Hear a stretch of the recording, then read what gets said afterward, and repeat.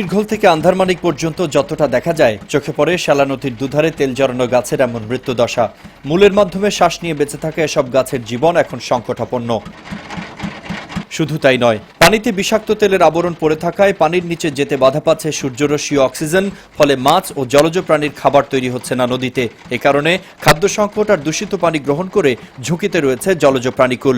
Very short time গাছগুলো মারা যাবে কিংবা হলুদ বর্ণ হয়ে যাবে গাছগুলো, এবং যেটাকে এক ধরনের জন্ডিস আক্রান্ত বলে থাকি আমরা। স্কিনের সংস্পর্শে যখন আসবে তখন তাদের লিভার এবং কিডনি আক্রান্ত হবে, তাদের ইরিটেশন হবে এবং কিছু রক্তক্ষরণ হতে পারে। বন একা নয়, বনের উপর নির্ভর করে যাদের বেড়ে ওঠা জীবন চলা তারাও বেকার সপ্তাহখানেক হলো।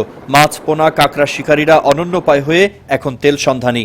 সকাল হইতে 4 জন মানুষে 40-45 কেজি সংগ্রহ করতে পারি। আগে ডেলি 7 থেকে 8 কেজি কাঁকড়া পেতাম, এখন এই তেল আসাতে ডেলি 1 কেজি 1.5 কেজির উপরে কাঁকড়া পাই না। সম্পূর্ণ প্রকৃতি নির্ভর সুন্দরবনের ওপর যে কোনো অভিঘাতেরই স্পষ্ট প্রতিক্রিয়া লক্ষ্য করা যায়।